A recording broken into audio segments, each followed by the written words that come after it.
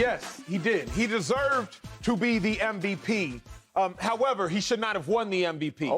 So here's a nuanced conversation that the majority of the sports world is not having, that two things can be true.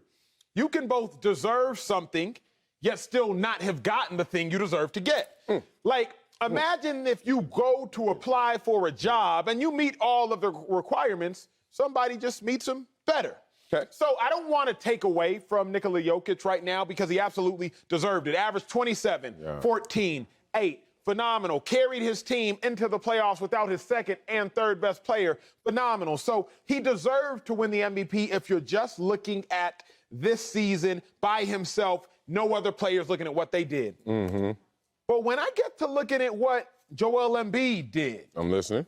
Sixers, 51 wins. When I get to looking at what Giannis Antetokounmpo did.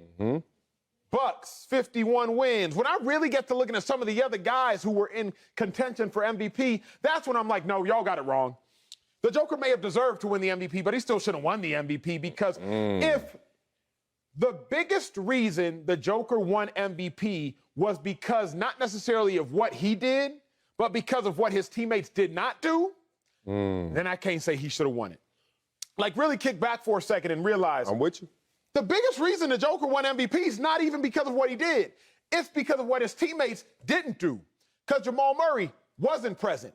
MPJ wasn't present. It's not even that much about the Joker's 27, 14, and 8. It was what the Joker did despite Jamal Murray's absence, despite Porter Jr.'s absence. Don't tell me that a player should win MVP because of what his teammates didn't do. Tell me he should win MVP exclusively because of what he did. Because when I look exclusively at what Giannis did and exclusively at what Embiid did, they both did more. They both did more? Oh, man. I knew that rooting interest for Giannis would jump into this conversation and kind of blur what we just witnessed right now for Jokić. Congratulations once again, the back-to-back MVP, and he deserved it. Even though I understand there's a growing crowd and a loud crowd of people saying he didn't earn it more than Embiid, more than Giannis. I hate to tell you guys, but you guys are all incorrect. Let's start this conversation off without using the exclamation point. That's happening too much in this world right now. To me, declaratives. So definitive. Oh, he deserved it. He didn't. Let's just act like what we know this is. In reality, we're splitting hairs right here. We're talking about three players that had amazing seasons, but only one of them earned it, deserved it, and received the MVP. Let's talk about why he deserved it. Let's not even get into the lazy narrative that I was pushing before to try and get him the MVP, which is he did it without his teammates. He did it without Murray. He did it without Porter Jr. Okay, that's 40 points sitting on the bench, and he still did it. Let's talk about what's really at play, how he beat Giannis, how he beat Embiid. You know that he led in those three, in all categories. I'm talking about Giannis, Embiid, Jokić. Rebounds, assists, field goal percentage, 2 and 3, three-pointers made. He had the highest PER in history. What is going on? Jokić went out there and ate. And I think a lot of people wanted to take away from Jokić because what was taken away from Jokić in those two players. So it's weird. Instead of giving him the bump that you naturally would give, man, he's doing this without number 2 and number 3. Nah, he's doing it without number 2 and number 3, and they're going to use that as an excuse to give it to him when we should look at it. Embiid, Jokić, by the numbers, was a better player this year than the MVP Jokić of last year. And then he beats them out in two major categories. But I understand why the naysayers and the people say, no Giannis, no Embiid. This is why they're saying it. When you're playing basketball, I learned this the hard way. Call your fouls when you got fouled. If you delay your foul call, you run another good court. Hey, man, that was a foul. You're like, dog, the delay right there is what you're responding to more so than the actual call. What people are responding to is the delay. Because we see Giannis in the postseason. The delay. We're seeing Embiid in game 3 and 4. And we're starting to say, hey, man, the MVP is not even playing anymore. Don't get it twisted. That delay still doesn't take away from the fact there was actually a foul on that play. There was actually an MVP in the regular season. The problem is the argument that was built for Jokić to win MVP is a completely flawed and oxymoronic argument. Think about what Jokić did despite not having his number 2 and number 3 best players on the court. Y'all do realize it's easier to get numbers when you don't have your number 2 and number 3 best player on the court. Just think about James Harden, the former NBA MVP. Think about the numbers he had in Houston, averaging 29 points a game. Then think about the numbers he had in Brooklyn when he had to share time with Kevin Durant and Kyrie Irving, dropped down to 23 points per game. Yeah. Think about LeBron James. Never really been in contention for averaging 30 points per game over the duration of a season, not often at least. But now think about LeBron James this year, 37 years of age, but Anthony Davis not present. As a result, LeBron James is 1 or 2 buckets away from being the NBA scoring champion this season. It's easier to get numbers when you don't have your other stars on the court. So, if our greatest arguments for the Joker are his aggregate numbers and look at what he did without his other stars on the court, it's easier to do when you don't have other stars on the court. Embiid averaged 30 points a game and still had James Harden, a former NBA scoring champion, he had to split time with. Giannis averaged 29 points a game, 30 points a game, and still had to split time with the likes of Chris Middleton, Drew Holiday. When I say split time, I mean split buckets. Yeah. Meanwhile, Jokic is out there getting all the numbers and all the shine. Who else gonna shoot? Who else gonna get boards? Who else gonna drop dimes?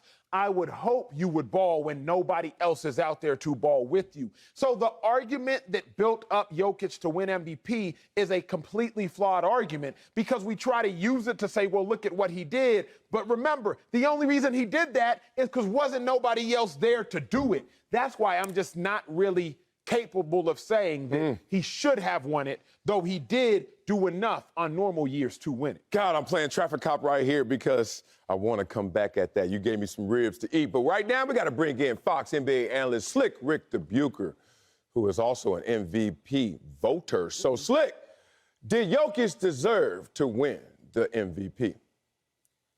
Yes, he deserved to win. And somehow I have the same answer as both of you, and yet I have issues with both of your arguments, powerful as they may have been. First of all, Acho, you're equivocating. You can't say he deserved to win and then say he shouldn't have won. I understand what you're doing, but I don't have to like what you're doing. The fact of the matter is he won because he convinced the majority of voters to give him the votes necessary to win. And this was strictly based on what he did during the regular season. The belief was the combination of the numbers, where Denver ended up, the fact that they were in the playoffs, and the fact that they didn't have Jamal Murray and Michael Porter Jr. were all part of the equation as to why he was voted. Did he cheat? Did he steal votes? Did he lie? No, he didn't do anything to divert the decision on who should be MVP. Now, the reason he wasn't at the top of my ballot is because of the argument that Marcellus Wiley made, which is look at these numbers and look at the numbers better than last year. And how can you argue with that? Now, I agree with you, both of you, in terms of we're splitting hairs, because I said at one point prior to turning in my ballot that I would be happy no matter who won. Nikola Jokic, Giannis Antetokounmpo, or Joel Embiid. Embiid happened to be at the top of my ballot because of intangibles, because of elements beyond simply the numbers. And I agree with you, Acho, that, yeah, look, there's a leading scorer on the worst team in the league. Guys are going to score 25, and you go, oh, man, that guy's really good. Well, no, dude, you're going to have the ball enough, you're going to get numbers. That's just the way the game works. Looking at what Embiid had to come through, it's the same reason that I voted Giannis Antetokounmpo as my MVP last year. It wasn't the numbers, it was how he got them. I saw a guy that, from an emotional standpoint, was leading his team through the difficulties of having Ben Simmons decide that he didn't want to play for them. I saw a guy who the numbers didn't necessarily show up on the in the box score, but a guy who was using his physicality, who was wearing teams down, who was getting fouls drawn so that other guys could get to the free throw line, they could get to the bonus earlier. Jokic wasn't doing those little intangibles. So his numbers, the worst argument is he had 27, 14, and 8, and without Michael Porter Jr. and Jamal Murray. And Marcellus, you admitted that. That's such a weak argument. Anybody starts with that, I'm like, you don't deserve a vote. I just look at the difference between Embiid and what he had to go through and how he got those numbers. That was the distinction, and that's what put him above Jokic for me. But anybody who's trying to use the postseason now as a referendum to say that, see, Giannis is still alive, Embiid's still alive, that's proof that Jokic didn't deserve it. No, we should announce the MVP right after the season. Fair. So that we don't get into this 2020 hindsight and using the postseason as a referendum. Yeah, man, I got issues with both of you guys like you got issues with me. I like this. Let's talk through these issues. We're not going to box Jokic in and just say, oh, he just got numbers without his number 2 and 3. And getting numbers without your number 2 and 3 is easy. So, therefore, you shouldn't win the MVP. Acho said it best. That's flawed and oxymoronic. Let's talk about this argument. First, let's give him his flowers for the numbers. But then I'm going to have to hit a checkmate on you guys and prove why he should and he was the MVP. Jokic had 66 double-doubles this season, 20 more than Giannis and Embiid. Jokic led the league with 19 triple-doubles. These are flowers. And joined Karl Malone's the only NBA players ever in history with 5 straight double-doubles with 35 points or more. Jokic is the first player ever, y'all listening to this, ever, 2,000 points, 1,000 rebounds, 500 assists. First player ever in NBA history, 25, 13, 6. First player ever, top 10 points, rebounds, assists, field goal percentage, last 50 years. Those are numbers, though. It's easy to get numbers. You ain't have Murray. You're not Porter Jr. But now let me box you in with this one, and y'all answer this. Wait, I'm checkmate. this, please. Why did he have more? Why did he have more wins than Giannis? Why did he have more wins than Embiid? Hold on. I thought it's easy to get the numbers. You got your numbers. Why you get more wins? You shouldn't be winning if you ain't got your number 2 and number 3. Well, I can hear it right now. Well, he played more games. You better calm down because it's supposed to be harder. So not only did he do the easy things, check, but he did the hard thing that you're supposed to do in the regular season. Don't bleed it into what's happening right now. And that Jokic is at home and everyone else is still playing. The regular season, when he was available and he was out there winning more than those other two guys and putting up those buckets. Problems with everything you said, Sel. Here's the biggest problem. I'll start with Sel and then Slick, I'm going to address you. Ooh. Don't give me all of Jokic's averages, but then talk about his aggregate when you want to talk about wins. You gave me how many points per game he had. How do you average how many assists per game he had. Then give me the same percentage when you want to talk about wins. Okay. Because Giannis had a higher winning percentage and Embiid had a higher winning percentage. So don't talk to me about averages in one category, then talk to me about gross in another category. Because gross. we know that Giannis and Embiid were better when it came down to winning percentages. Now, Slick, this is where I have to address both you and Marcellus. Yeah, let's talk. You can't say that what somebody does in the postseason should dictate the regular season MVP award. No, that's dumb. But we can at least understand where we might have gotten things wrong. Here's my reason being. The primary foundation for which we built the argument for Jokic was either his numbers, but truly, Slick, if you're being honest, the primary argument was what Jokic did without Murray and without Porter Jr. Like, that's really what it was. That was a resounding argument.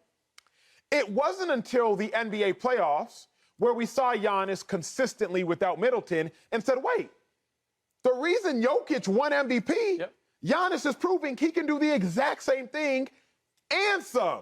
Because Giannis is beating good teams without his second-best player. Jokic was just beating whoever was on the 82-game schedule without his second-best player. Giannis, on the other hand, had to go through the Bulls and is now having to go through the Celtics without his second-best player. So it's not that the postseason should be some sort of referendum for the regular season, but at least it can illuminate us to be like, the biggest knock we had on Giannis as it pertains to not winning MVP this year is actually a greater strength than the MVP winner.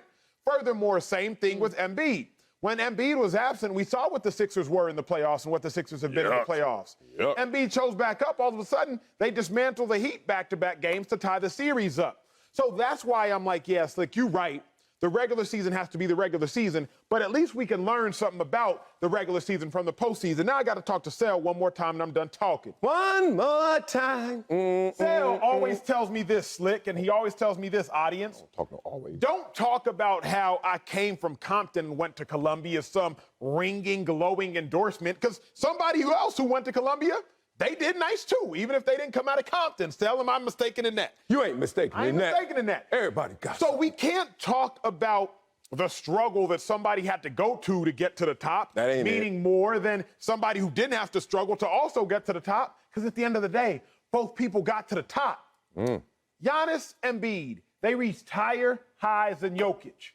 Jokic just went through more to get to where he got through. And as a result, we're applauding Jokic because of what he had to endure and what he had to go through, instead of just looking at it like, wait, Giannis and Embiid reached higher highs. And that, to me, is the biggest issue at hand with Jokic winning MVP.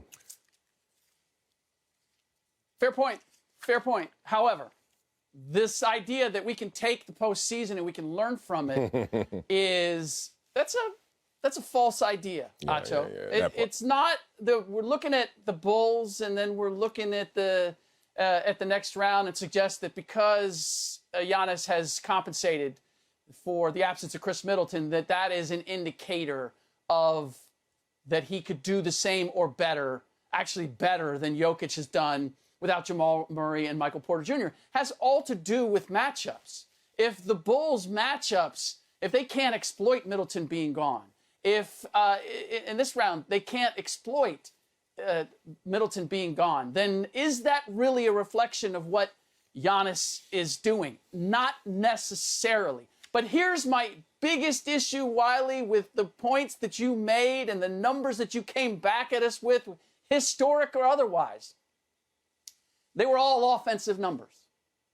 PER, it's only based on offense. Yeah. When we look at the defensive end of the floor and the impact that Giannis Antetokounmpo and Joel Embiid have, there is no comparison to what Nikola Jokic does. He has improved, he's better, but he's still exploited at that end, as opposed to Joel Embiid and Giannis being the backbones at the defensive end. And to me, that was the distinction. Now, I felt that Giannis came into the season coasting because he had an eye on the bigger prize, which was being ready at the end of the season. And so it was hard for me to put him second on my ballot when he came into the season coasting. But when it comes to overall impact, for me, there's no question. Those two, because of what they do at both ends of the floor, supersedes what Jokic does. He is historically good as an offensive center, arguably as an offensive player. But there's the other end of the floor, and that has to count when we're talking about most valuable player, and most analytics don't even sniff the impact of a defensive player. No, they mostly don't. However, rebounds kind of suggest what you're doing on the defensive end, because that's the cherry on top when you're playing defense. Get that ball back, correct? Who is the leading rebounder of these three? Golly, is it Jokic? Yes, it is. Y'all got to stop playing with this man and give him his flowers. Slick, I know you didn't vote for him, but you should. Go get your ballot back. Postseason obviously has some kind of indication on how these guys are thinking. Go get your ballot back, because he played more, he won more, and every time we take a shot at him, he has an answer, including those rebounds, which answers what he does somewhat on the defensive end.